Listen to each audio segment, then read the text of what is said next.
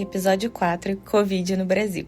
Os primeiros relatos de pessoas com o vírus da Covid-19 surgiram em dezembro de 2019 na cidade de Wuhan, na China. Como todos sabem, a pandemia no ano de 2020 foi um período de extrema ansiedade e incerteza para todos. Tudo o que sabíamos sobre o vírus da Covid era que ele causava infecções respiratórias brandas e moderadas, tendo sua duração de até 14 dias.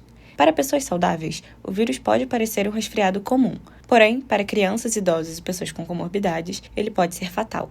A pandemia surgiu com a ideia de afastar as pessoas das ruas, na intenção de diminuir a quantidade de infectados no mundo todo, com a esperança de que em algumas semanas tudo se normalizasse. Porém, o que seriam algumas semanas em casa se tornou meses e meses de espera.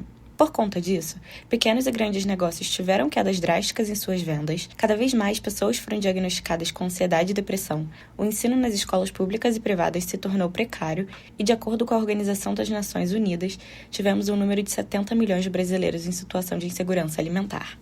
Enquanto as pessoas comuns ficavam em casa, equipes de médicos e imunologistas trabalhavam incessantemente para desenvolver a vacina contra a Covid-19.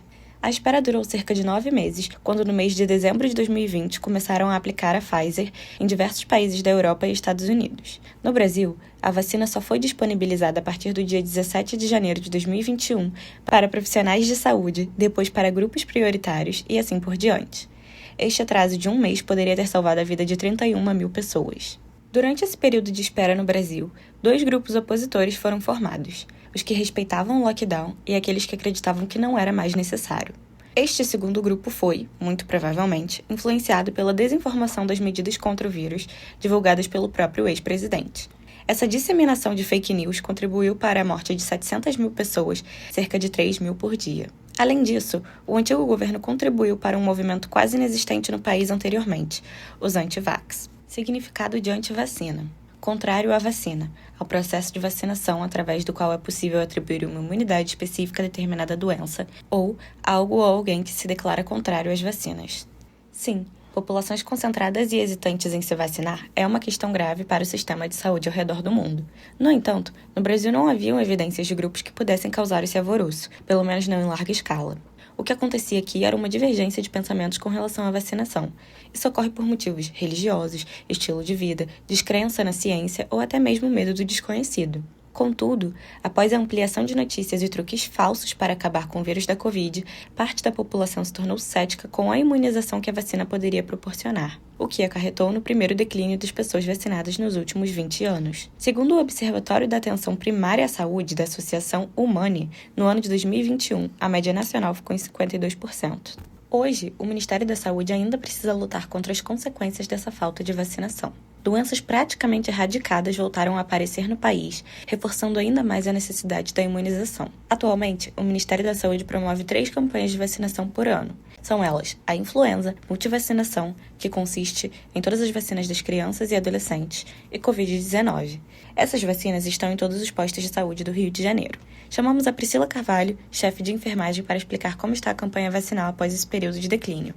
Eu trabalho desde com imunização desde 2014.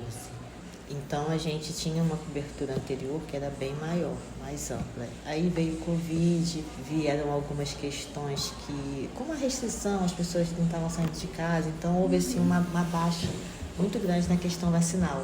Algumas teorias, algumas conspirações contra a vacina. E aí a gente teve um grande reflexo negativo. Mas assim, a gente agora está voltando a melhorar essa adesão. A gente está mostrando para as pessoas a importância do ato de vacinar. A gente, mesmo que a gente já tenha saído daquela questão da vacinação da polio por via oral, a gente agora está fazendo injetável, então aquele estigma do Zé Gotinha, do personagem, a gente tem utilizado esse personagem para aderir, para agregar as pessoas na questão do ato de vacinar, que é muito importante, porque é proteção, né? É vida, é proteger a vida do ser humano, e a vacina ela faz parte disso. A imunização ela vem com essa questão de estar evitando a disseminação de várias doenças que a gente pode imunoprevenir.